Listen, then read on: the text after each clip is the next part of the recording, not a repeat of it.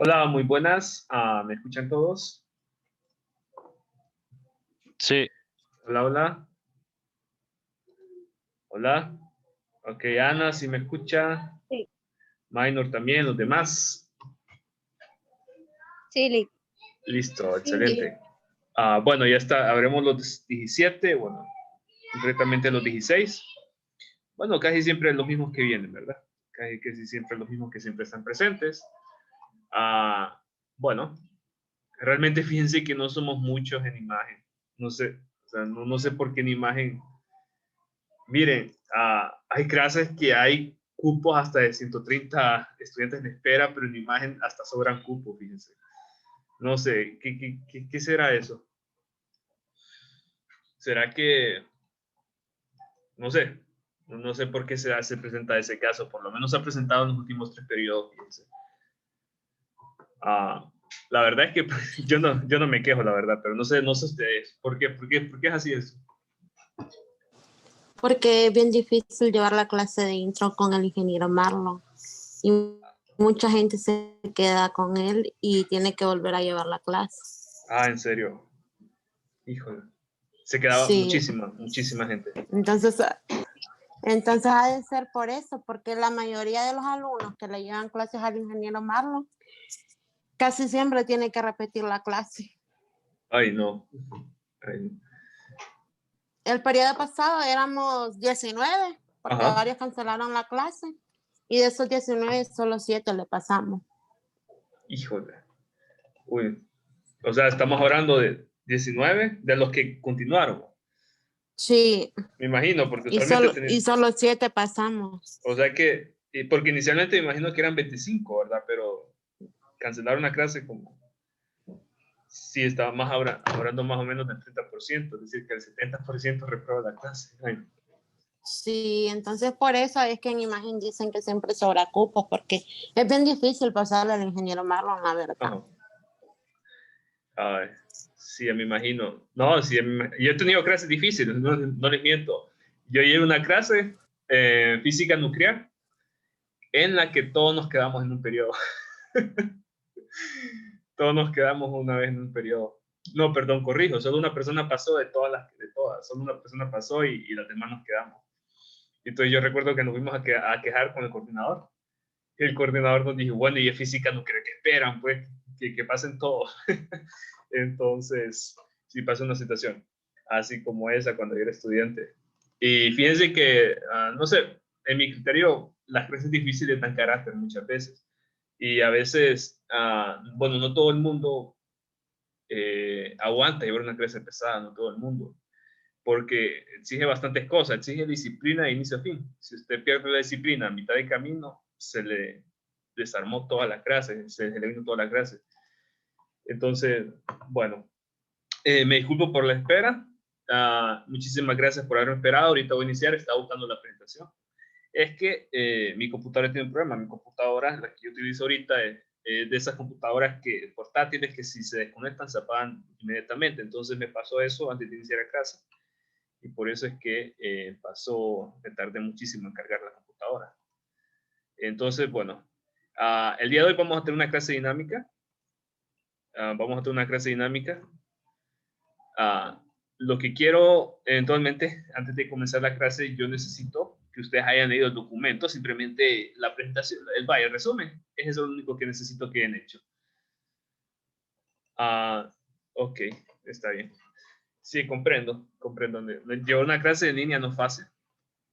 Bueno, lo que quiero con esto es que tengamos una clase iterativa, es decir, que ustedes den la mayor parte de esta clase para que sea una clase dinámica, ¿me entienden? Entonces, para eso yo quiero que ustedes hayan leído ya este resumen que yo hice para ustedes, que es básicamente una presentación conteniendo las principales partes del cáncer de mama. Necesitamos esto porque no puedo yo empezar a hablar de lo que es toda la mamografía si no tenemos tal vez un concepto básico de lo que es la anatomía y de lo que es las patologías que nos vamos a estar encontrando, el tipo de patologías que nos vamos a estar encontrando. Entonces yo necesito por eso que tengamos más o menos, hayan leído esto antes de hablar del equipo. Entonces vamos a hacer esto. Vamos a comenzar y yo quiero escuchar la participación de todos todo, o sea, quiero literalmente escuchar la participación de todos y al final ustedes van a hacer un informe por escrito y lo van a presentar el día lunes de todo lo que hemos estado hablando ahorita. Eso es lo que yo quiero para esta clase. Entonces vamos a comenzar y vamos a comenzar así. Fíjense muy bien. Permítame. Tengo problemas ahorita con... Siempre me cambia el teclado a inglés. Vamos a ver. ¿Por qué? O sea, ¿qué causas, o mejor dicho, no, vale. ¿Por qué surge el cáncer de mama? Yo lo que quiero aquí escuchar son las causas que ustedes vieron, los factores que vieron ustedes que influían, qué factores hacían mayor que la mujer tuviese mayor probabilidad de desarrollar cáncer de mama. Eso es lo que yo quiero escuchar aquí de ustedes. Así que los escucho ahorita. Vamos a ver. Quiero escuchar la participación de ustedes. ¿Por qué surge el cáncer de mama?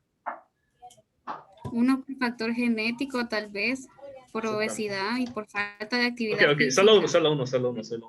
Más adelante, solo uno. Listo. Genético. Genético. Ajá, vamos a ver. Genético, ¿a qué nos referimos? Un antecedente familiar.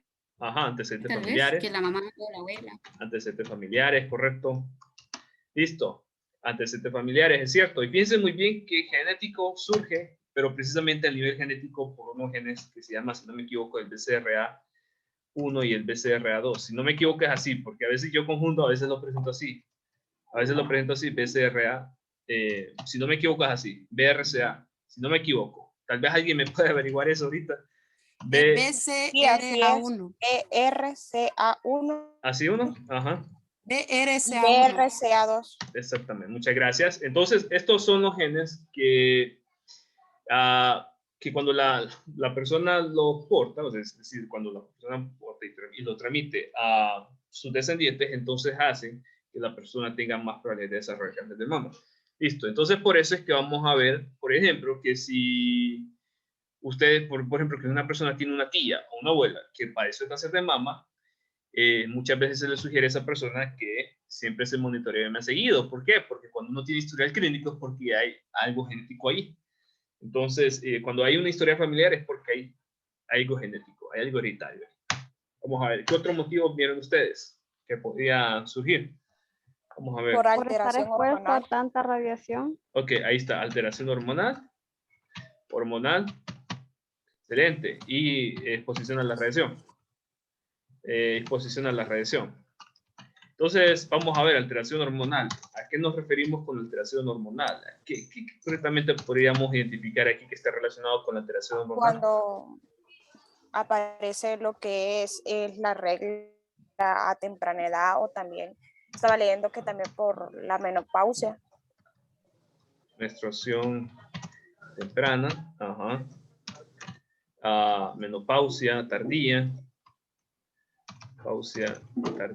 ¿Qué otro factor identificaron ustedes relacionado con la alteración hormonal? Ahí puede influir, ingeniero, lo que es la de no amamantar, puede ser un factor. Sí, sí, falta de lactancia materna. ¿Por qué? Porque asumamos que cuando una mujer no da lactar al bebé, eso también puede producir ciertos cambios hormonales en la mujer. Cambios hormonales irregulares que no forman parte de naturalmente de la biología de la mujer. ¿Por qué? Porque naturalmente la biología de la mujer que dicta que históricamente la mujer siempre ha dado pecho a su hijo, pero ¿qué pasa hoy en día? Hoy en día, ¿qué es lo que está básicamente, que se está implementando? Leche de fórmula. ¿Y qué pasa con esta leche de fórmula de recién nacidos? La mujer cuando da leche de fórmula y no da pecho, esto puede también conllevar cambios hormonales irregulares en la mujer. Listo, vamos a ver. Falta de lactancia. ¿Qué otro factor han visto ustedes relacionado con esto? La edad. Ok, perfecto. Aquí vamos a poner edad. Edad, correcto. Vamos a ver. ¿Qué otro factor con la alteración hormonal? Terapias hormonales. Sí, terapias hormonales también. Me imagino yo que también por ejemplo, para tratamientos de la menopausia, también podrían estar ahí, también ciertos medicamentos, por ejemplo, los anticonceptivos, yo he escuchado que los anticonceptivos también de cierta manera se podrían asociar con cambios hormonales en la mujer. Vamos a ver qué otro factor podrían ver aquí. Tejido mamario denso. Ok, Obesidad. muy bien, obesidad, aquí hay otro factor, obesidad. Obesidad. Y fíjense que es... Tabaco. Ah, ok, tabaco. Okay, tabaco y alcohol. Alcoholismo sería, no sé. Listo. Sí, esto sería otro factor. Ingeniero, el uso de, por decir, de implantes podría causar Fíjese cáncer. que no creo, o sea, hasta donde yo he escuchado, no. Y hasta donde me he informado, yo no me he escuchado. No he escuchado nada de eso. No. Bueno, esto es, y por ahí me dijeron tejido mamario denso, una mama densa, así me dijeron, ¿no? Sí. Ok, fíjense muy bien, aquí realmente quiero hacer un énfasis porque, de hecho, lo que se comenta sobre esto es que la mama densa, cuando es muy densa, esto hace que la mujer no, por ejemplo, no pueda detectarse un bulto a tiempo. Entonces, ¿qué pasa? A lo mejor como la mama es muy densa, la mujer le cuesta más detectar un bulto a tiempo, o un bulto tumoral, entonces esto le cuesta mucho más a la mujer detectar el cáncer a su a su estadia intermedia, más o menos. Entonces, por eso es que usualmente la mama densa lo suelen relacionar con este tipo de factores. Pero yo preferiría que mejor no los mencionáramos porque es más que todo como un factor de detención, no de causa. Eso es lo que lo podemos relacionar de esta manera. Bueno, otro factor que quiera mencionar. Vamos a ver, Angélica, si nos ayuda. El uso de anticonceptivos orales, por ejemplo, es ¿Sí? uno de los factores de riesgo más comunes en las mujeres ahora. Sí, los anticonceptivos también, como les había comentado, también tienen que ver ahí todos los anticonceptivos. Otro factor, no sé, vamos a ver quién más identifiqué, creo que está... Igual, Ajá. Sí, le escucho. Bueno, no, lo de la edad, sí, ya lo había, es que Sí, no lo había visto que ya lo había puesto, pero la edad también es bien común, es y correcto. más si tienen familiares que les ha dado. Sí. Ujú. Y de hecho le das un Me factor común. gustaría dar, Ajá. me gustaría dar un tan aporte. cierto es por Le escucho, Minor. Le escucho. Ok. Eh, Viendo todos los componentes que hemos ido agregando, también tenemos en la parte, una de las más importantes, y viéndolo físicamente, es en la parte de que cuando la mamá, en el tiempo de antes, que no existía el preservativo, por decirlo así, em, se daba bastante que nuestros abuelos, vaya, teníamos un montón de tíos, no padecían de lo que es cáncer de mama, sino que venía siendo el cervicuterino, que Ujú. ese sí basaba bastante por demasiado descuido en lo que era la mujer. Pero en esta parte viene siendo ahora cuando no. Está la parte de que tienen muchos bebés, como decirlo así. Sí, Entonces, sí. cuando la persona, con los cambios hormonales que se van dando todo esto le va causando en la parte a la mujer que le produzca lo que viene siendo el cáncer, porque viene siendo, la parte de que tiene demasiadas hormonas. Las hormonas están demasiado, como decirlo, en una parte vulgar, regadas. En la otra parte de decirlo también que tenemos en la parte, cuando, un ejemplo muy claro, mi tía, mi tía presentó cáncer de mama, solamente tuvo 2 hijos. Después no continuó durante toda su vida, no continuó nada, se operó y todo. Y los cambios hormonales, ella tuvo problemas familiares y todo eso le produjo que le causara cáncer, Ujú. pero se dio el tratamiento a tiempo y ya está fuera del lugar. O sea, ya está a salvo de todo eso, ya Ok. pasó, ya venció el cáncer. Viene siendo en esa parte, ¿verdad? Que viene siendo más algo más hormonal Ujú, y en la parte del cuidado, porque es correcto. una de las ventajas y algo que yo menciono y doy bastante es la terapia y la parte del yoga, todo eso para que la persona esté súper relajada y no se esté estresando demasiado, porque si se estresa demasiado y como ella padecía estrés demasiado, entonces Ujú. eso fue lo que le recomendaron, físico. Eh, co- recordemos que el ejercicio cura todo. Sí, es correcto. Entonces, eso es uno de los principales, cuando no sigue dieta y cuando no hace Sí, ejercicio la eso iba a persona. decir. La alimentación es también muy importante. Sí. No sé, creo que también sería un factor. Sí, también una mala alimentación, todo eso tiene que ver. Y de hecho, no solo el cáncer de Es que mama, de sino que hecho en la ajá, alimentación, sí, casi todos los tipos de cáncer tienen. por todo Ajá. hay mucho preservante y mucha cosa sintética ahora que lleva varios tipos de cáncer. Sí, ¿cómo es que le llamaríamos? Le llamaríamos a, vamos a ver, en vez de decir cancerígenos, alimentos cancerígenos, a, podríamos, Sustancias típicas, alimentos sustancias cancerígenas. Sí, así sería correcto, sustancias cancerígenas. Ah, cancerígenas. Y fíjense que muy bien que el cáncer, o sea, el cáncer está relacionado, casi todos los tipos de cáncer están relacionados con obesidad, la mala alimentación y la edad. Y me da risa, ¿verdad? Porque o sea, uno de mis compañeros de trabajo le gusta bastante la Coca-Cola. Y entonces me da risa que una vez le ofrecen una Coca-Cola dietética y dicen, no, es que la Coca-Cola dietética causa cáncer por todos los químicos que le ponen. Y entonces, o sea, me da risa cómo es la ignorancia, ¿verdad? De que no sabe de que, que los mismos hábitos alimenticios, por el simple hecho de alimentarse mal, también está siendo incidente para el cáncer. Está siendo incidente para desarrollar cáncer con el tiempo. Entonces, bueno, es una pequeña historita. Bueno, entonces vamos a avanzar y vayan apuntando todo porque recuerden que al final tienen que hacer un informe por escrito de todo esto que vamos haciendo ahorita. Listo. Borro esto, continúo. Vamos a ver, excelente, ya vimos la primera parte. Y ahora, fijémonos bien, la anatomía. Hay una peculiaridad de la anatomía de la mama. Primeramente, nosotros podemos observar en la anatomía de la mama que, ¿qué es lo que identificamos aquí? Identificamos tejido graso y tejido glandular a través de los lóbulos, ¿verdad? Y los conductos. Y entonces, ¿qué pasa con este tipo de tejido? Este tipo de tejido es lo que solemos conocer más popularmente como tejido suave. Bueno, entra dentro de la clasificación de tejido suave. ¿Por qué va a importar esto? Porque al momento de que nosotros queramos obtener una imagen radiológica de la mama, va a influir muchísimo lo que es la constitución de tejido de la mama.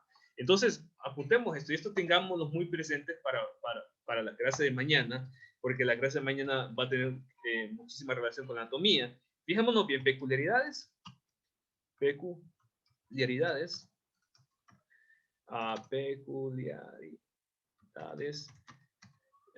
de la anatomía de la mama.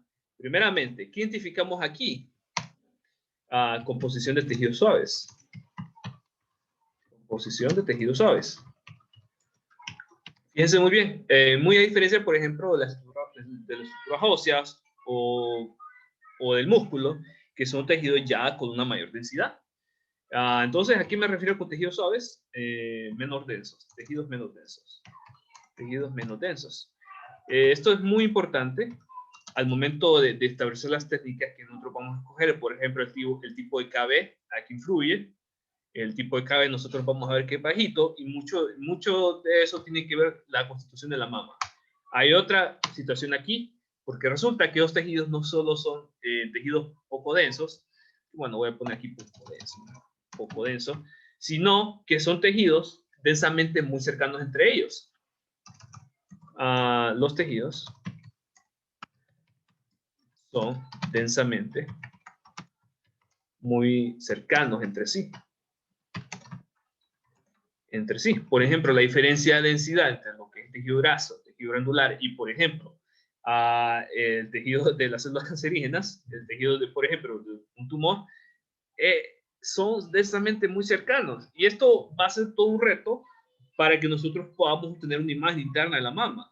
¿Por qué? Porque es una composición anatómica distinta, por ejemplo, a la que nosotros podemos visualizar, por ejemplo, en el tórax.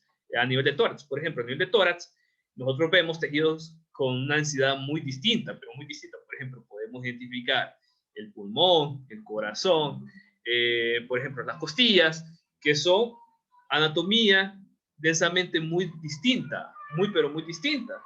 Al contrario de lo que vemos en la mama. En la mama vemos tejidos densamente muy cercanos entre sí. Y entonces esto va a ser un reto. ¿Por qué? Porque nosotros, por ejemplo, logramos apreciar muy bien una radiografía de tórax porque la misma anatomía nos ayuda en el hecho de que densamente es muy distinta la anatomía. Pero aquí en la anatomía de la mama, no. En la anatomía de la mama, los tejidos densamente son muy cercanos entre sí y esto representa un nuevo reto. Y ese reto, todas esas peculiares las vamos a ver mañana cuando relacionemos todo esto con el equipo. Entonces, por el momento, tengamos presente esto. Tengamos muy presente esto de aquí. Lo siguiente, vamos a ver los tipos de cáncer que surgen. Vamos a ver los tipos de cáncer que nosotros podemos identificar. Identificamos el carcinoma ductal, el Payet, sobre todo el lobular, el inflamatorio y otros tipos como el mucinoso y el medular. Vamos a ver, de todos estos tipos de cáncer, a mí lo que me interesa es que ustedes ya hayan descartado cuál es el tipo de cáncer más común. Entonces vamos a ver, ¿cuál es el tipo de cáncer más común? De cáncer de mama, mejor dicho. Cáncer de mama más común. ¿Cuál es el que han identificado ustedes, o por lo menos que han leído acá con este documento? ¿Cuál es el que ven ustedes? El ductal, es correcto. Carcinoma ductal, es correcto. Carcinoma ductal. Listo, es el más común. Y vamos a ver, hay otro, el segundo más común. Vamos a ver, ¿cuál sería el segundo más común? Vamos a ver, ¿cuál es el tipo? El cáncer lobular. Exactamente. ¿Cuál es el segundo? Es el segundo. Aquí voy a poner segundo tipo de cáncer de mama más común. Más común. Listo, entonces el cáncer lobular. Lobular. Listo. Esto es lo que podemos identificar aquí y también identifiquemos el porcentaje, más o menos el porcentaje, cuánto es el que vieron ustedes que era lo más frecuente, es decir, del total de casos, cuánto vieron ustedes que representaba el carcinoma ductal. 80%. Sí, aproximadamente, digo aproximadamente porque obviamente esto es una estadística y las estadísticas no son 100%, o sea, no son 100% seguras, sino que pueden variar. Por ejemplo, pueden variar de acuerdo a la región, digamos que en una región tal vez, en un distinto país, sea el 75% o también de la fuente que nosotros consultemos. A lo mejor una fuente nos dice, no, es el 82%, no, es el 78%, entonces esto varía, pero aproximadamente, y que creeremos aproximadamente 80%. Y lo del lobular, ¿cuánto identificaron ustedes? El 10%. Sí, aproximadamente el 10% es correcto, aproximadamente el 10%. Y entonces vean ustedes de que estos tipos de cáncer se originan en distintas regiones, o sea, va a depender de acuerdo a la región. Por ejemplo, el carcinoma ductal se localiza en los conductos mamarios, el lobular en los lóbulos mamarios. Entonces, de acuerdo también a la región donde crezcan, es donde ahí se van a estar clasificando. Entonces, estamos viendo esto de aquí. Listo. Voy a borrar esto. Lo voy a borrar ahorita. Y vayamos al tito. Y bueno, esto lo abramos ahorita.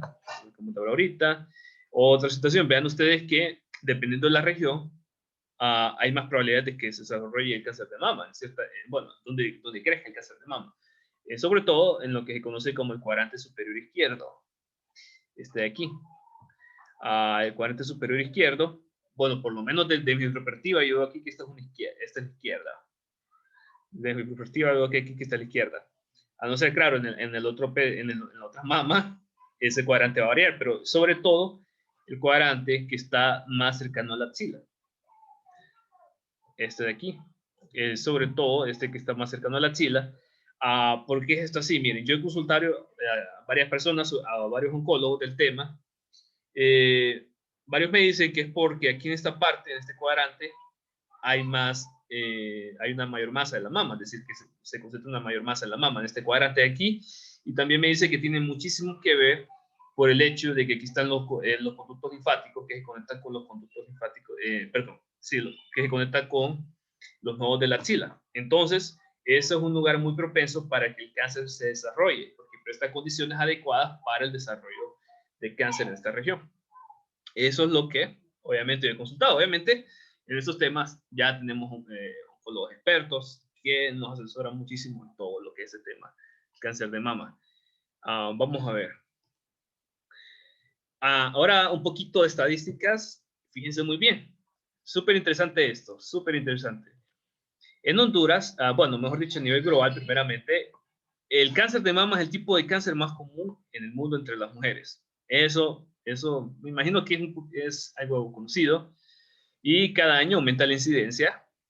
Y fíjense muy bien, cada año aumenta la incidencia del cáncer de mama. Y entonces uno dirá, bueno, pucha, esto es negativo. En realidad, fíjense que una de las razones por la cual vemos nosotros hoy en día cada vez más casos de cáncer tiene que ver porque está aumentando la esperanza de vida. Esa es la principal razón. Obviamente hay otras razones, pero tiene que ver porque aumenta la esperanza de vida de las personas. Vamos a ver, tal vez vean ustedes cuánto es la esperanza de vida en Honduras. Hoy en día la esperanza de vida en Honduras es de 75 años, aproximadamente para las mujeres, un poquito menor para los hombres. Pero imagínense, 75 años, esto significa que al promedio, la mayoría de las personas van a vivir hasta los 75 años. Ahora, ¿cuánto era esto, por ejemplo, hace 60 años, en los años 60? En los años 60 esto era aproximadamente casi la mitad. O sea, en los años 60 la esperanza de vida rondaba en 40 años. Imagínense, esto significa que hoy en día las personas en promedio viven el doble de años. ¿Qué relación tiene esto con el cáncer? Recordemos lo que vimos a inicios, que el cáncer es más propenso a desarrollarse en personas de avanzada edad. Es más propenso a desarrollarse en personas de avanzada edad. Entonces, como tenemos una población más que está viendo más, entonces ciertas enfermedades que antes no surgían porque las personas no llegaban porque la mayoría de las personas no llegaban a tanta vejez, están surgiendo ahora. Precisamente, también tiene que ver esto por el tipo de vida que estamos nosotros implementando, o sea, por el tipo de vida. ¿Por qué? Porque ¿qué tenemos hoy en día? Por ejemplo, hoy en día tenemos un buen porcentaje también de personas con obesidad. Eso también va a aumentar la incidencia. También tenemos un cambio cultural en las mujeres. Por ejemplo, las mujeres de hoy en día manejan otro tipo de estilos de vida comparadas con las mujeres de 60 años, que también estos factores inciden también en el hecho de que hoy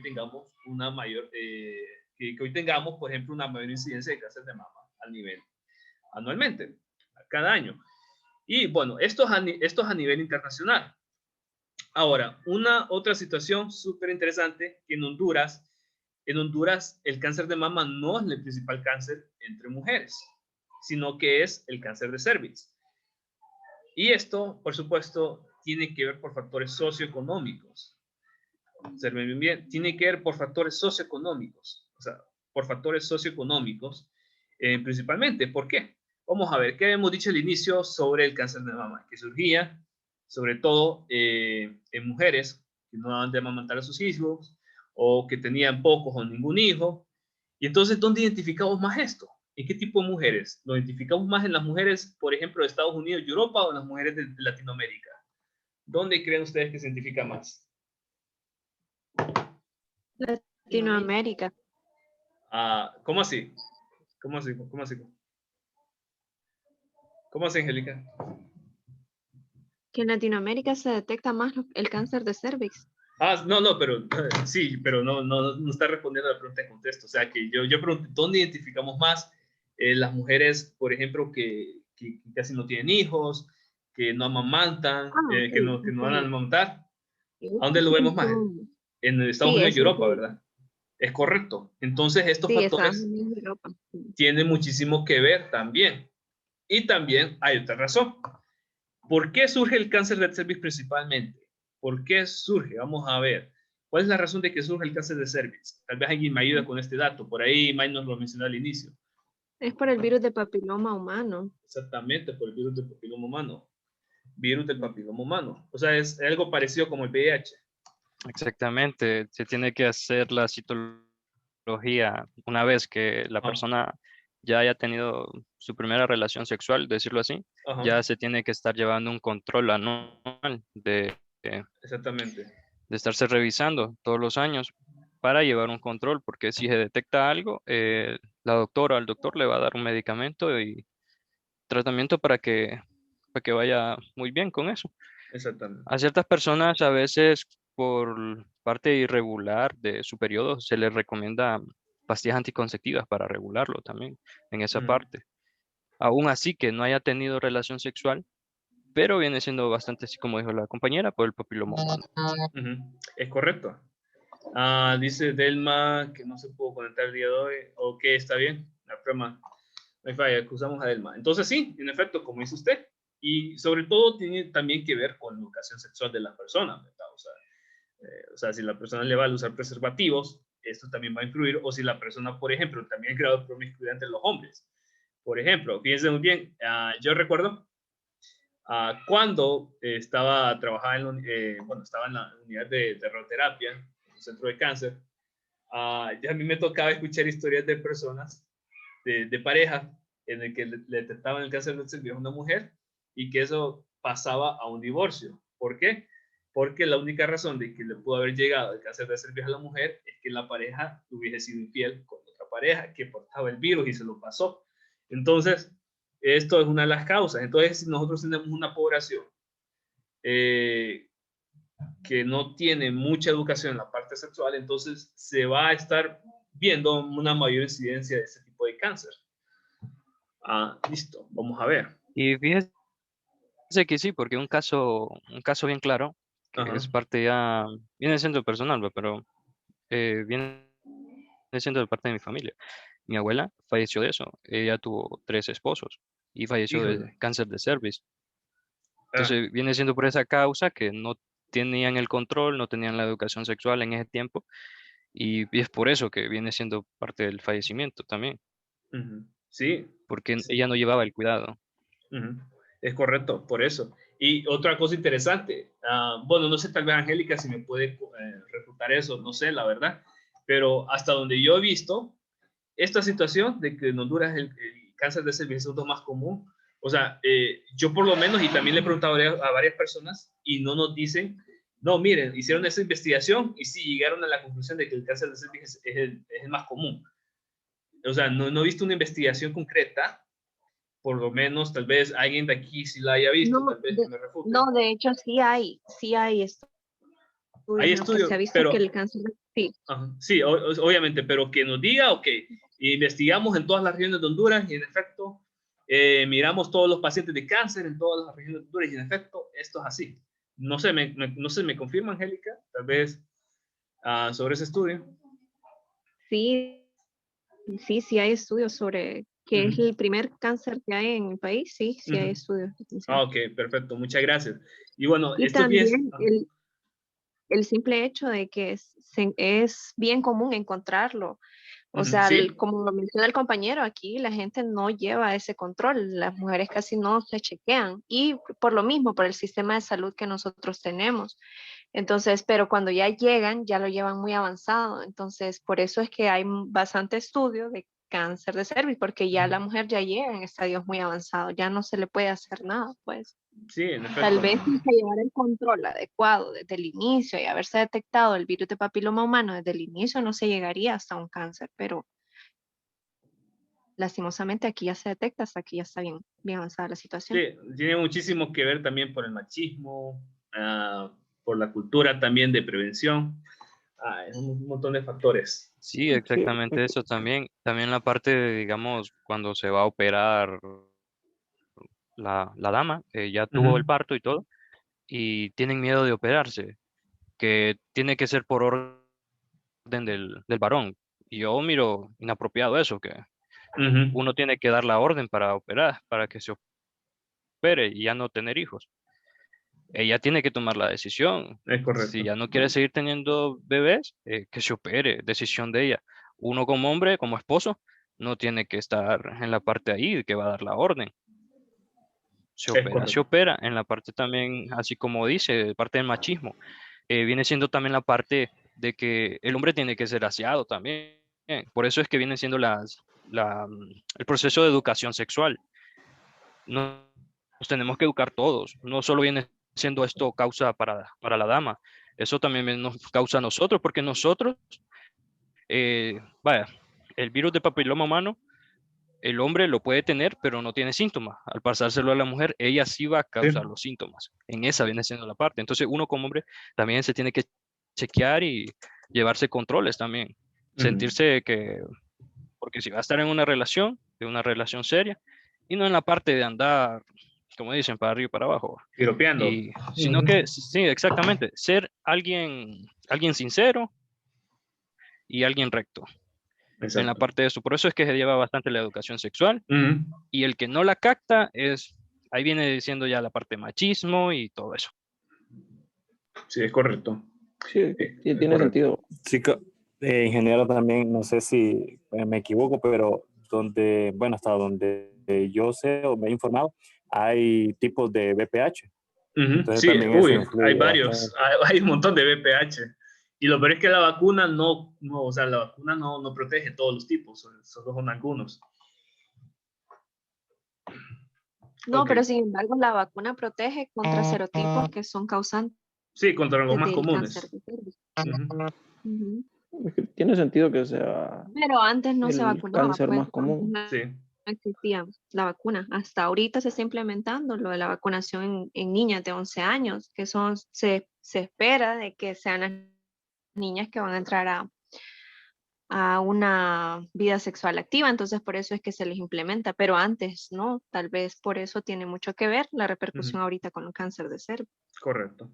Bueno, entonces vamos a avanzar. Sí, Ok, vamos a avanzar ya. Ok, estos factores ya los hablamos, ya los estuvimos hablando. Estos también, vamos a ver. Y ahora, los signos de alerta. Estos se los dejo a ustedes para que los miren, pero yo voy a hacer una observación aquí. Piensen muy bien que una de las partes de los signos de alerta es que cuando, por ejemplo, la mujer se detecta un bulto, ahí ya estamos hablando de un cáncer con mínimo en estadia 2. ¿Por qué? Porque para que la mujer se sienta un bulto, estamos hablando ya de un cáncer que está más o menos en estadia intermedia avanzada. Por ejemplo, si la mujer, por ejemplo, se siente un bulto en la axila, ahí estamos hablando de una metástasis local, inclusive donde ya están creciendo células cancerígenas en los nodos de la axila, y eso es lo que vamos a ver ahorita. Ahora, bueno, primeramente el diagnóstico, ¿verdad? El diagnóstico, unos aspectos importantes, la mamografía, que vamos a estar hablando en el transcurso de esta semana y la siguiente, se diagnostica, pero principalmente para ciertos tipos de mujeres, sobre todo hablando de la edad. Usualmente la mamografía se recomienda para mujeres de 40 años. ¿Por qué? Por el tipo de mama que tienen las mujeres mayores a 40 años. ¿Por qué? Porque tiene una mama más voluminosa, y entonces esa mama más voluminosa es oportuno para el estudio de mamografía. ¿Qué pasa con las mujeres de menor rango de edad? Sobre todo las mujeres jóvenes. Obviamente las mujeres jóvenes también pueden presentar, por ejemplo, síntomas, o también se pueden hacer estudios de prevención. ¿Qué pasa con ese tipo de mujeres? Usualmente lo que se recurre es a un ultrasonido, es decir, una ecografía. ¿Por qué? Por el tipo de mama. El tipo de mama es una mama más rígida, menos voluminosa, y entonces ese tipo de mama es como es más rígida, cuesta mucho realizar este tipo de estudios. O sea, no brinda, por el tipo de composición de la mama, es muy difícil que se le realice ese tipo de estudios, tener una información necesaria. Entonces, por eso es que se suele recurrir a lo que es el ultrasonido para ese tipo de mamas. Otra situación, una situación peculiar aquí, o no, mejor la vamos a abordar un poquito más adelante, cuando veamos los estadios. Lo siguiente, los estadios, fíjense muy bien. Vamos a conocer el estadio 1, y aquí yo estoy utilizando un estadiaje muy simple, sobre todo para Angélica. Angélica, aquí no estoy utilizando el estadio TNM, el de tumor, nodos y metástasis. Estoy utilizando un estadio simple, simplemente porque no nos podemos hacer esa clasificación TNM aquí, sino que simplemente muestro estadio 1, estadio 2, estadio 3 y estadio 4. Entonces, bueno, el estadio 1, ¿qué identificamos aquí en el estadio 1? Aquí este es el primer estadio, obviamente, donde ya empieza a crecer el tumor, y el tumor es relativamente pequeño. Estamos hablando de un tumor de 2 centímetros, menos de 2 centímetros. Estamos hablando inclusive hasta de milímetros, que se ubica en su conocida etapa in situ, es decir, en su primera etapa de crecimiento. Ahora, sumamente importante aquí, porque resulta que el cáncer en ese estadio solo es detectado por la mamografía. Bueno, la mamografía es especial para detectar estadios en su primera etapa. ¿Por qué? Porque el cáncer en su primera etapa, o sea, es sumamente pequeño, la acumulación es sumamente pequeño y solo la mamografía nos permite diagnosticar el cáncer en su primera etapa. ¿Qué pasa en etapas más avanzadas? Que es lo que ya, en donde ya la mujer ya siente realmente el bulto. Por ejemplo, en el estadio 2 ya estamos hablando de un bulto, perdón, de cáncer de aproximadamente 2 a 5 centímetros. Ya empieza a crecer, y entonces, fíjense muy bien, ya en el estadio 3, ya estamos hablando que el cáncer ya no solo se encuentra en la mama, sino que empieza a través de los conductos linfáticos, empieza a trasladarse hacia los nodos de la axila, como estamos viendo aquí. Entonces, ¿qué pasa? Yo, por ejemplo, yo he visto cuando me tocaba trabajar en la parte de radioterapia que la mayoría de los casos lo detectaban en ese estadio. ¿Por qué? Porque aquí era ya cuando la mujer se sentía el bulto, ya cuando sentía dolor, ya cuando sentía la hinchazón, y a veces es uno de los aspectos negativos de simplemente conformarse con la autoevaluación, con lo que es la autoevaluación de la mujer. Por eso es que es mejor, bueno, no mejor, sino que por eso es que es ideal también, mejor dicho, concientizar sobre estudios de mamografía, sobre todo en mujeres ya de mediana edad. O sea, una mamografía anual, ustedes han escuchado, por ejemplo, que se recomienda realizar mamografías anuales. ¿Por qué? Porque la mamografía anual es la que permite identificar el cáncer en su primera etapa. Ya, por ejemplo, una autoevaluación, si a la mujer se detecta un bulto, es muy probable inclusive que el cáncer esté en esa etapa, y ahí ya es un lío, porque mientras más avanzado esté el cáncer, ya se vuelve más complicado el tratamiento, inclusive puede que ya el tratamiento ya no le llegue.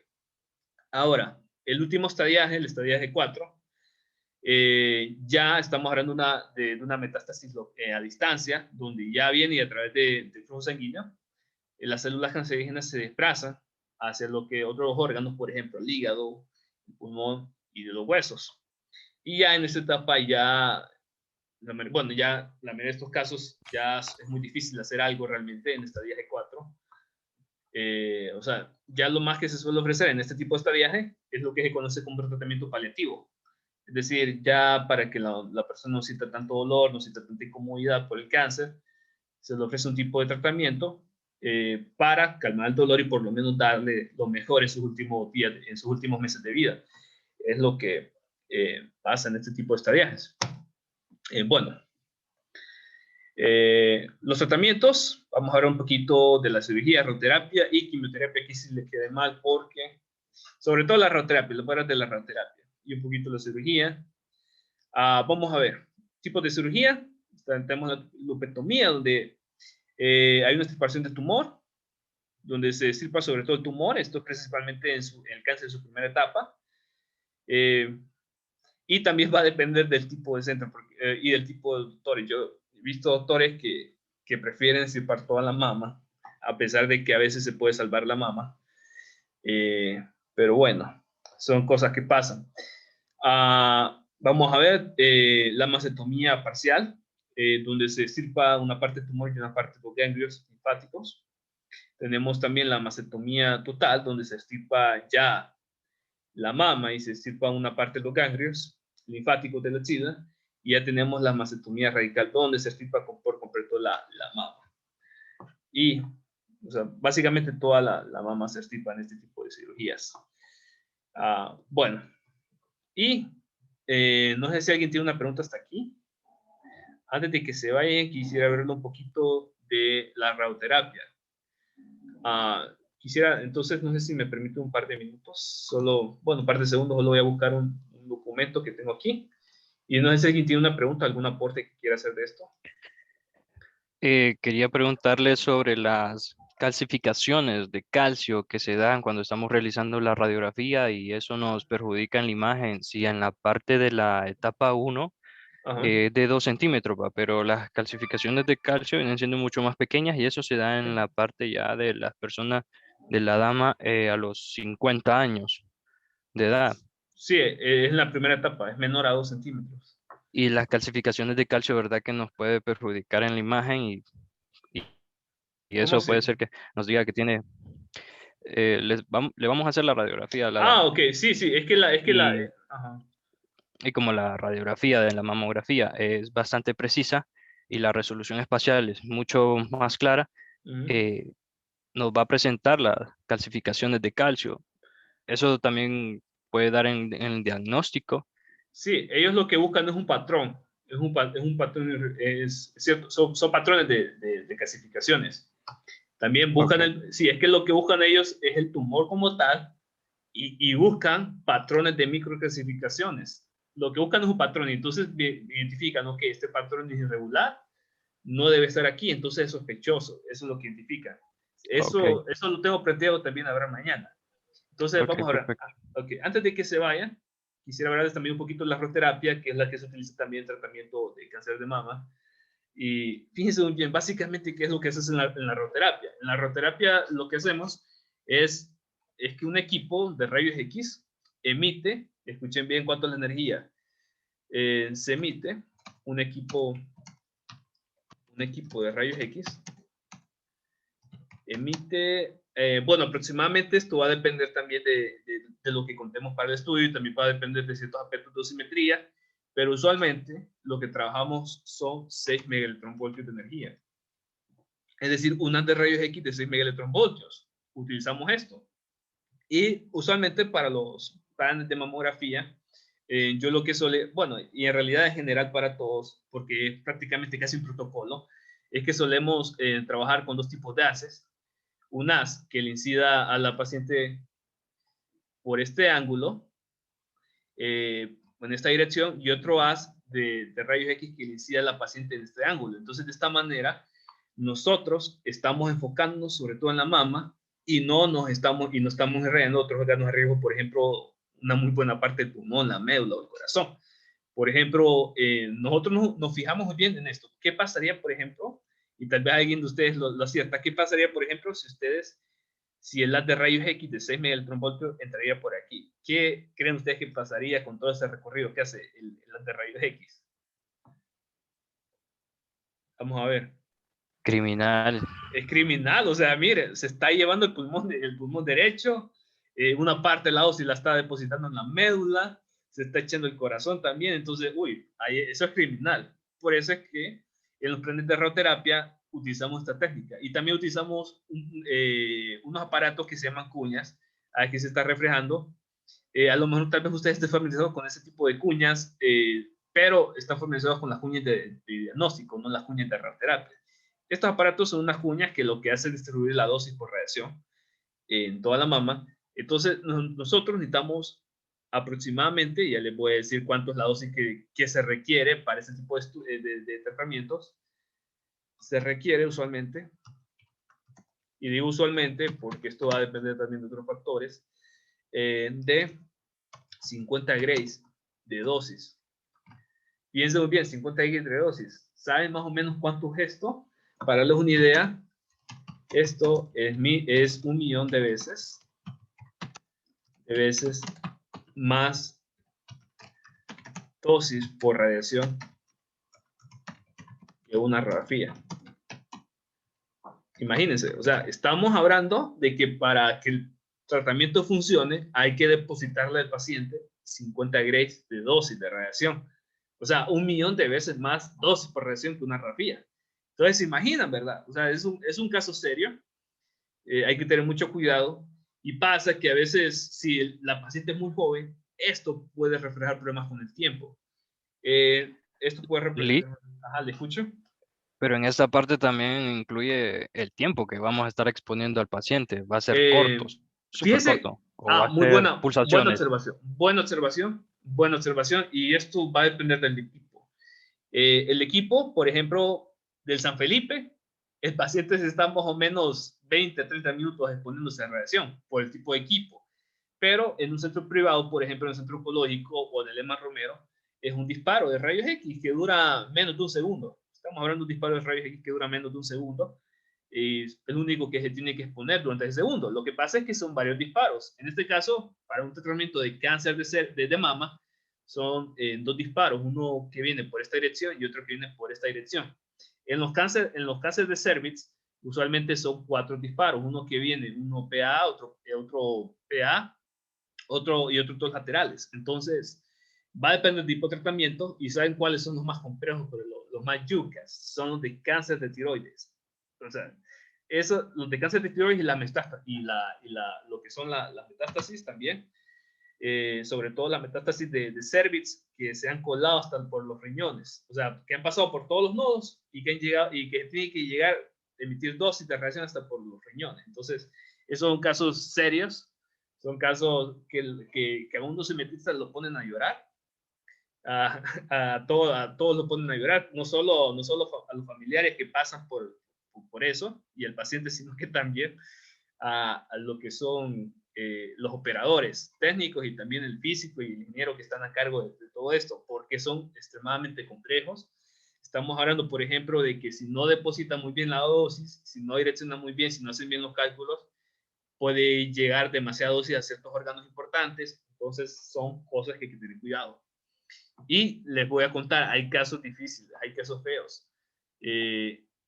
Por ejemplo, no sé, bueno, yo lo comenté el periodo pasado, también se lo voy a comentar ya cuando vayamos por casos de tomografía. Por ejemplo, que a mí me tocó tratar con un niño de 7 años, perdón. A él le creció un cáncer en el cerebro, el cáncer se le pegó al ojo izquierdo, y entonces resultaba que la radioterapia era lo único que le funcionaba. Y nosotros teníamos que emitir 50 grays de dosis a ese niño. Y entonces hay un sumamente dilema, porque cuando depositábamos 50 grays en el ojo izquierdo, ese niño iba a perder el ojo, y el otro ojo también era muy probable que lo perdiera porque se estaba acumulando demasiada dosis. Entonces hay un dilema, o se nos moría el niño o quedaba ciego. Y entonces son cosas que lamentablemente pasan. Bueno, y también les invito, también quería tener esta charla porque quiero que vean ustedes de que la gente que sale de aquí no es solo gente que puede tomar una radiografía. De hecho, para mí, siéndole una opinión personal, tomar radiografías es lo más aburrido del mundo. Hay cosas muchísimas más interesantes que ustedes pueden hacer saliendo de aquí. Se pueden dedicar a la radioterapia, a la medicina nuclear, a la radioprotección, al control de calidad, a la oximetría, que son cosas muy bellas, pero que se requieren también que estudien cosas un poquito más avanzadas de física, de equipos, de imágenes, de técnicas de imágenes que ya no se ven aquí porque esta carrera no alcanza el tiempo, pero que deberían de verse en una carrera más amplia. Ok. ¿Otra pregunta que quieran hacer o algún aporte? No sé.